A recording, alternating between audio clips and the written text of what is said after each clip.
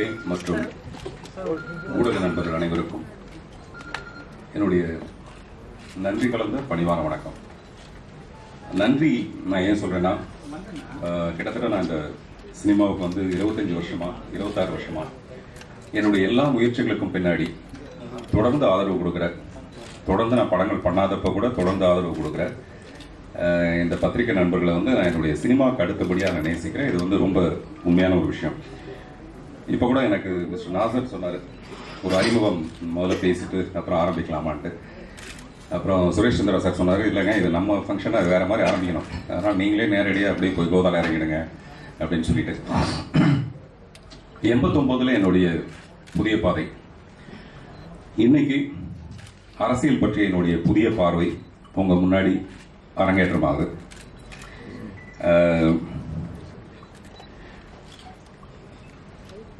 ஒரு நண்பர் இப்போ கேட்டாங்க, பச்சை சட்டையெல்லாம் போட்டிருக்கீங்க, இன்டைரக்டாக ஏதாவது சொல்ல விரும்புகிறீங்களா அப்படின்னு சொல்லிட்டு. ரொம்ப உண்மையாக சத்தியமாக நான் சொல்லிக்க விரும்புகிற ஒரு விஷயம் என்னென்னா, இந்த மீட்டிங் கட்சிகளுக்கெல்லாம் அப்பாற்பட்டு, நான் எந்த கட்சியும் சாராதவன், இது வரைக்கும் எந்த கட்சியும் சாராதவன். நான் யாருக்கு ஓட்டு போட போகிறேங்கிறது அன்னைக்கு அந்த வாக்கு சாவடியில் இருக்கிற அந்த மின்னணு இயந்திரத்துக்கும் எனக்கு மட்டுமே தெரியும். அதுதான் சரியான ஒரு விஷயம். நான் இப்போ பேச போகிறது வந்து கட்சிகள் சாராத ஒரு விஷயம். என்னுடைய முதல் படத்தில் வந்து தாமஸ் ஆல்வா எடிசனில் இருந்து நேற்று டைரக்ட் பண்ண இயக்குநர்கள் வரைக்கும் நன்றி சொல்லிட்டு வணக்கம் சொல்லிட்டு நான் ஆரம்பிக்கிறேன்னு சொல்வேன். அந்த மாதிரி இன்னைக்கு மாண்புமிகு தமிழக முதல்வர் அவர் சார்ந்திருக்கும் அந்த கூட்டணி கட்சிகளுக்கும், முத்தமிழறிஞர் கலைஞர், அவர் தம்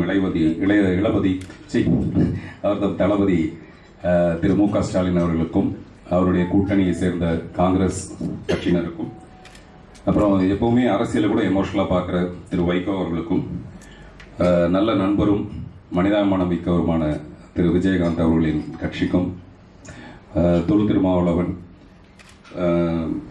ராமகிருஷ்ணன், முத்தரசன், ஜி.கே. வாசன் அந்த கூட்டணிக்கும், பாமக திரு ராமதாஸ் அவரின் அன்புமணி அவர்களுக்கும், மற்றும் பாஜக சிறந்த பேச்சாளருமான சீமான் அவர்களுடைய கட்சிக்கும், தமிழருவி மணியன், இன்னும் நிறைய குறு சிறு கட்சிகள் நிறைய இருக்காங்க, பாரிவேந்தர், ஏசி சண்முகம், அந்த மாதிரி ஏகப்பட்ட கட்சிகள் இந்த தேர்தலில் கலந்துக்கிறாங்க. அவங்க எல்லாரும் சமமாக வெற்றி பெற என்னுடைய மனப்பூர்வமான வாழ்த்துக்கள். எப்படி சமமாக வெற்றி பெறுறதுங்கிறது தான் இப்போ நான் பேச போகிற விஷயத்தோட ஒரு சூட்சமம்.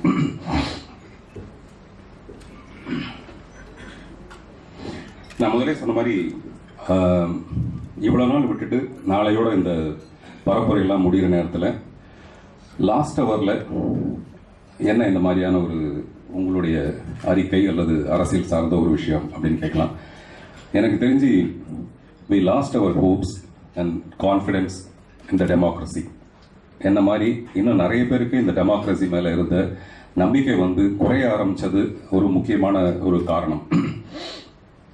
அதே மாதிரி நான் முதலே சொன்னேன், எந்த கட்சிக்கிட்டையும் காசு வாங்கிட்டு இந்த மாதிரியான ஒரு மீட்டிங் பண்ணலாம். இன்னும் சொல்லப்போனால் இந்த மீட்டிங்க்கு செலவழிக்கிற ஒரு 6 லட்சத்துக்கு மேற்பட்ட பணம் கூட இந்த high tea, this is a high time to express my feelings as a citizen. அந்த சிட்டிசனாக நான் சொல்ல விரும்புகிற நிறைய விஷயங்களோட அடிப்படை தான் இந்த மீட்டிங். திக்கற்ற வாக்காளர்களுக்கு வக்காலத்து. திக்கற்ற வாக்காளர்கள்னா அந்த மாதிரி ஒரு பெரிய கூட்டம் இருக்கு. அப்புறம் எல்லாரும் சொல்றாங்க 100% வாக்களிக்கணும். ஏன் 100% வாக்களிக்கணும்? முதல்ல ஏன் வாக்களிக்கணும்? நிறைய பேருக்கு அதுவே ஒரு பெரிய கொஸ்டினா இருக்கு. ஏன் நாங்கள் வாக்களிக்கணும்? கிட்டத்தட்ட 1,07,00,000 புதிய வாக்காளர்கள் இந்த தடவை சேர்றாங்க. ஏற்கனவே பழைய வாக்காளர்களுக்கு வந்து நிறைய அதிருப்தி, என்னமா நிறைய பேர் அதில் இருக்காங்க. இவங்கெல்லாம் என்ன தோணுதுன்னா, யாருக்கு நாங்கள் வாக்களிக்கிறது? ஒரு சின்ன ஷார்ட் ஃபில்ம் ஒன்று இப்போ நிறைய பேர் அவங்கவுங்க செலவு பண்ணி இந்த எலெக்ஷன் அப்போ நிறைய நல்ல விஷயங்கள் செய்கிறாங்க. அதில் ஒரு ஷார்ட் ஃபில்ம் ஒன்று, ஒரு கட்சியை சேர்ந்த யாரோ ஒருத்தர் வந்து பணம் கொண்டு கொடுக்குறாங்க, வாங்கிட்டு கற்பூரம் எடுத்துகிட்டு வாமா அப்படின்னு சொல்லிட்டு கற்பூரத்தை எடுத்துகிட்டு வந்து அந்த கற்பூரத்து மேலே சத்தியம் பண்ணுறாங்க, நம்ம கட்சிக்கு தான் ஓட்டு போடணும் அப்படின்னா அந்த அம்மா சத்தியம் பண்ணுறாங்க. கூட இருந்த அந்த பையன் சொல்கிறாப்புல, இந்த சத்தியம் வந்து ஓட்டு போடுறது கிடையாது, பணம் வாங்கிட்டு நாங்கள் ஓட்டு போட மாட்டோம்னு சொல்றதுக்காக தான் இந்த சத்தியம் அப்படின்னாங்க. ஏன்னா எதுக்கு சொல்லுவாருன்னா, அவங்கவுங்க அவங்க சக்திக்கு உட்பட்டு ஒரு நல்ல விஷயத்தை செய்யணும்னு இந்த எலெக்ஷனில் நிறைய விழிப்புணர்ச்சி ஏற்பட்டிருக்கு. அது மட்டும் இல்லாமல் சோஷியல் மீடியாஸில் நிறைய மீம்ஸ், நிறைய விஷயங்களை வாட்ச் பண்ணுறாங்க. ஏகப்பட்ட விஷயங்களை ஒருத்தரும் பண்ணுறதுல நிறைய கிண்டல் காமெடி எல்லாத்தையுமே வாட்ச் பண்ணுறாங்க. அது எல்லாத்தோட ஒரு வெளிப்பாடு தான் என்னுடைய பேச்சு. இந்த திக்கற்ற வாக்காளர்களுக்கு வக்காலத்து அல்லது வேஸ்ட் வேட்பாளர்களுக்கு இது ஒரு வேட்டு மனு தாக்கல், அவங்களுக்கு ஒரு வேட்டு வைக்கிற ஒரு மனு தாக்கல் மாதிரி இந்த விஷயம். வேட்பாளர்கள் இப்ப நிக்கிற வேட்பாளர்கள்லாம் யாருன்னு பாத்தீங்கன்னா, கிட்டத்தட்ட அந்த கட்சியோட கைக்கூலிகளா மட்டுமே இருக்கிறாங்க. அந்த வேட்பாளர்களுக்கும் தனிப்பட்ட ஒரு மரியாதையோ அல்லது இந்த தொகுதியில இவங்க ஜெயிச்சு ஏதாவது நல்லது செய்வாங்கன்ற ஒரு விஷயம் வந்து மிக குறைவான வேட்பாளர்களுக்கு மட்டுமே இருக்கு. அதுதான் நம்ம முக்கியமா எடுத்துக்கிற ஒரு விஷயம். தலைவர்கள் எல்லாருமே தகுதி படைத்தவர்களாக தான் இருக்காங்க. அதனாலதான் அவங்களால இவ்வளவு நாள் தலைவர்களை நீடிக்க முடியுது. ஆனா அதுல அந்த தலைவர்கள் 1% தகுதி உடையவர்கள் வேட்பாளர்களா இருந்தாங்கன்னா நல்லா இருக்கும். அப்படி இருக்க முடியலங்கிறது தான் நம்மளுடைய வருத்தம். அவங்களுக்கு இந்த தடவை ஓட்டு போட போகும்போது அப்படிப்பட்ட வேட்பாளர்கள், தகுதி இல்லாத வேட்பாளர்களை பார்க்கும்போது நமக்கு என்ன தோணுது? அப்புறம் சுயேட்சையா தகுதியானவங்க நிறைய பேர் வந்து இந்த எலெக்ஷன்ல வராங்க. ஆனா அவங்க முகமே தெரியாம ஒரு 3 டிஜிட் 2 டிஜிட்ல வந்து வாக்குகள் பெற்று காணாம போயிடுறாங்க. அப்படிப்பட்ட தகுதியான சில சுயேட்சை வேட்பாளர்கள் இங்க இருக்காங்க. சரி, இந்த வேட்பாளர்களும் பிடிக்கல, அந்த சுயேட்சை வேட்பாளரும் பிடிக்கல, அதனால எனக்கு ஓட்டு போடவே பிடிக்கலன்னு வீட்டில் இருக்கிறதுக்கு பதிலாக நோட்டான்னு ஒரு விஷயம் அதுல இருக்கு. நான் இன்னைக்கு ரொம்ப அதிகமா எக்ஸ்பிரஸ் பண்ணணும்னு நினைக்கிற விஷயம் அந்த நோட்டா தான்.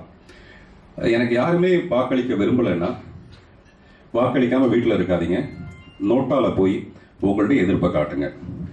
அந்த நோட்டால எதிர்ப்பு நோட்டானா முதல்ல நன் ஆஃப் த அபவ், அதுதான் வந்து நோட்டா, NOTA.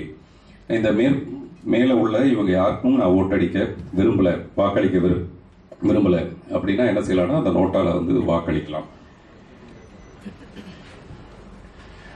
அது சம்பந்தமா ஒரு இப்ப நான் சொன்ன மாதிரி நிறைய பேர் வந்து மீம்ஸாகவும் நிறைய பேர் வந்து ஒரு ஷார்ட் ஃபில்மாவும் ரெடி பண்ணிட்டு இருக்காங்க. அதுல ஒரு அறிக்கை வந்து என்னை ரொம்ப யோசிக்க வச்ச ஒரு விஷயம். யாருக்குமே மெஜாரிட்டி கிடைக்காததால் ஜனாதிபதி ஆட்சி அமுல்படுத்தப்பட்டது. தமிழ்நாட்டிற்கு வந்த ஜனாதிபதி அதிரடியாக சில காரியம் செய்தார்.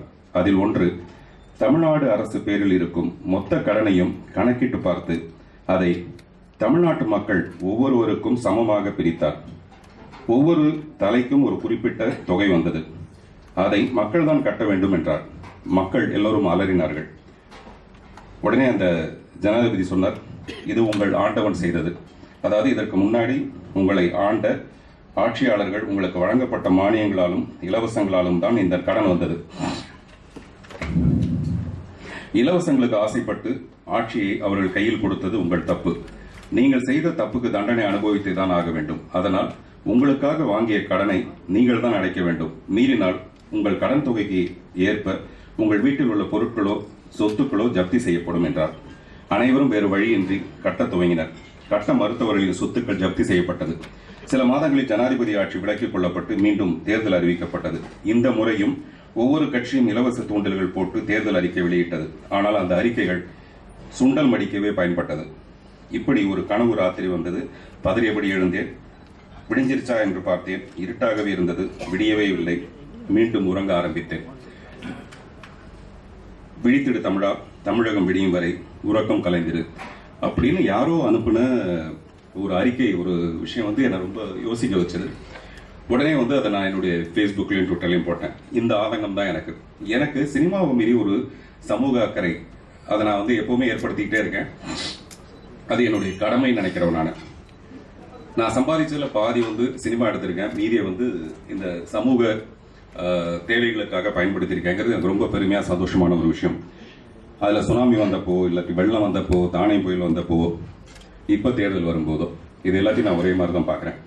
ஏன்னா இந்த எலெக்ஷனுக்காக துணை ராணுவம் உட்பட நிறைய போலீஸ் வந்து எண்ணிக்கையில் அவ்வளவு பெருசு கொண்டு வந்து குவிச்சிருக்காங்க. இதே எண்ணிக்கை நமக்கு இப்போ சமீபத்தில் வெள்ளம் வந்தப்போ இதே எண்ணிக்கையான துணை ராணுவம் இங்கே வந்திருந்தா நிறைய உயிர்கள் காப்பாற்றப்பட்டிருக்கும். அது ஏன் செய்யலை? எனக்கு ரிவர்ஸில் எனக்கு என்ன தோணுதுன்னா, அந்த வெள்ளத்தை விட ரொம்ப ஆபத்தானது இந்த தேர்தலோ, அதனால தான் இவ்வளவு துணை ராணுவம்லாம் இங்கே கொண்டு வந்து சேர்த்துருக்காங்களோ. அப்படின்னா பேராபத்து மிகுந்த இந்த தேர்தலை நம்ம எப்படி கையாள போகிறோம்? ஸோ இது வந்து இன்டைரக்டாக தேர்தல் ஆணையம் நமக்கு சொல்கிற ஒரு விஷயமா இருக்குது. உடனே என்னுடைய எப்பவுமே எனக்கு இருக்கிற ஒரே பெரிய ஆயுதமாக இப்போ நான் வச்சிருக்கிறது சோஷியல் மீடியா, ஃபேஸ்புக், ட்விட்டர், அதெல்லாம். அதில் நான் போட்டேன், ஓட்டுனா ஆக்சிஜன், ஓட்டு பிராணவாயு, ஓட்டு பிராணவாயு ஆரோக்கிய மக்களாட்சிக்கு, உயிருக்கு சுவாசம் போல ஆழ்ந்து யோசித்து உள்வாங்கி கவனமாய் நிதானித்து வெளியிடும் மூச்சு, அதாவது வாக்குரிமை நம் இருப்பை உறுதி செய்யும். ஓடு போட்ட வீடு ஒழுகாது, அதாவது ஓட்டு போட வீடுன்னு சொல்லலாம். ஓட்டு போட்ட வீடு ஒழுகாது, நழுவாது, ஓட்டு போடுவோம். அந்த ஓட்டு போடல இப்பு போட்டிருக்கணும். இப்பு போடாமல் வேணும் நான் விட்டுருப்பேன். இப்பு போடாமல் விடுவது சந்திப்பிழை, ஆனால் ஓட்டே போடாமல் விடுவது சந்ததி பிழையாகும் அப்படின்னு சொன்னா அதுக்கு ஒரு பயங்கர வரவேற்பு கிடைச்சது. அதோட நிறுத்தாம, getting note and putting out is nothing but a cheapest form of prostitution. Selling yourselves, selling your souls, selling yourselves, selling your souls அப்படின்னு போட்டால் அது ஒரு நல்ல சவுக்கடி மாதிரியா இருந்தது. நிறைய பேர் அதுக்கு ஏன் நீங்கள் வெளியில் பேசக்கூடாது அப்படின்னாங்க. வெளியில் எந்த மேடையில் நான் பேசுறது, யாருக்காக பேசுறது, தனிப்பட்ட இந்த மாதிரி மனிதனுக்கு எங்கேயாவது ஒரு மேடை இருக்கான்னு எனக்கு தெரியல. அதனால் நான் ஒரு அறிக்கையை மட்டும் ரெடி பண்ணி அந்த அறிக்கையை உங்களுக்கு எல்லாருக்கும் அனுப்பிட்டு கம்முன்னு இருக்கலாம்னு நினச்சேன். அது பார்த்தா அது இன்னும் கொஞ்சம் பெருசா போய் சேரணும். இப்ப நான் பேசுற விஷயங்கள் எனக்காக, பார்த்திபனுக்காக இல்லைன்னா கூட என்ன மாதிரி நிறைய பேர் இருக்காங்க, இவங்களுக்காக இந்த விஷயம் ரொம்ப பெருசா ரீச் ஆகணுங்கிறது என்னுடைய விருப்பம். நான் முதல்ல அந்த அறிக்கையை படிச்சுட்டு அதுக்கப்புறம் அதை பத்தி நம்ம விரிவா பேசலாம். வணக்கம் டு வாக்குச்சாவடி, வணக்கம் டு வாக்குச்சாவடி. நம் வாக்கு சாவடியாகவும் சவுக்கடியாகவும் இருக்க வலிக்க வேண்டும். யாருக்கு?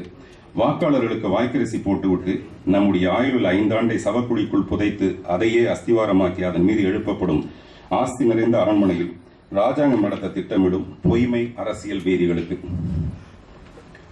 கட்சிகள் யாவும் கர்ண கொடூரமாய் இரவு பகலாய் உழைக்கும் காட்சி கண்கொள்ளா காட்சியாக நம் கண்களில் சிறுநீரை வரவழைக்கிறது. நம் கண்களில் சிறு நீரை வரவழைக்கிறது. பாவம், அவர்கள் குடும்பத்திற்கு வேறு யார்தான் உழைப்பார்கள்? பாவம், அவர்கள் குடும்பத்திற்கு வேறு யார்தான் உழைப்பார்கள்? கட்சிகளுக்கு அப்பால் மக்களுக்கு தப்பி தவறி நல்லது செய்வார்கள் என்ற நம்பிக்கை இருந்தால், அப்படி யாரேனும் இருந்தால் அவர்களை தேர்ந்தெடுங்கள். அவசியம் அந்த வேட்பாளர்களை ஆதரியுங்கள்.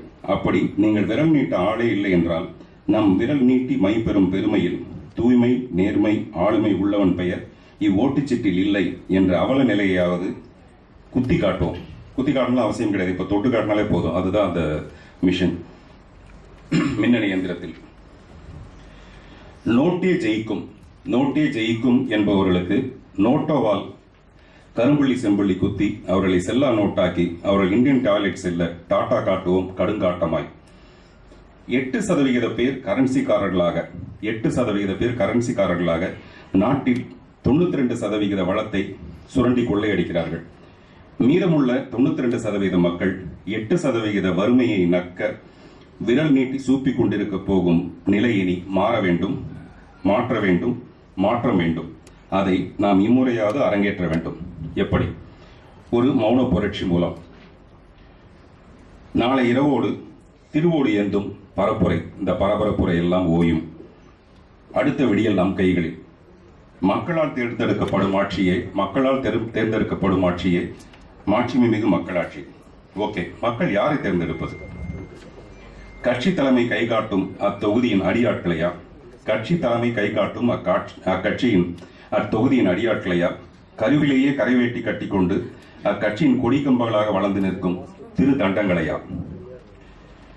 முதலில் அதற்கே நாம் நோட்டா காட்ட வேண்டும். இந்திய அரசியல் அரங்கில் முதல் முறையாக வாக்குரிமை மூலம் ஒரு சுதந்திர போராட்டம் நடத்தப்பட வேண்டும். யாருக்கும் பெரும்பான்மை கிட்டாமல் ஊழல் அரசியல்வாதிகள் குழம்பி தவித்து உணர வேண்டும் மக்களே மெஜாரிட்டி என்று. அடுத்தடுத்த தேர்தல் வந்தால் எங்கிருந்து எடுத்தெடுத்து கொடுப்பார்கள் பணத்தை.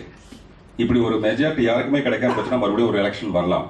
அப்படி வந்தா அடுத்தடுத்த தேர்தல் வந்தால் எங்கிருந்து எடுத்தெடுத்து கொடுப்பார்கள் பணத்தை. கொடுத்து அரசு கஜானாவை போல அவர்கள் கஜானாவும் காலியாகட்டும். அரசியல் என்பது மக்களுக்கான சேவை மையம் என்பதை உணர்ந்து நல்லவர்கள் வரட்டும், நம் தேசம் காக்க, காக்க காக்க நம் வாக்குரிமை காக்க. இது அந்த அறிக்கை நான் உங்களுக்கெல்லாம் கொடுக்க போற அறிக்கை.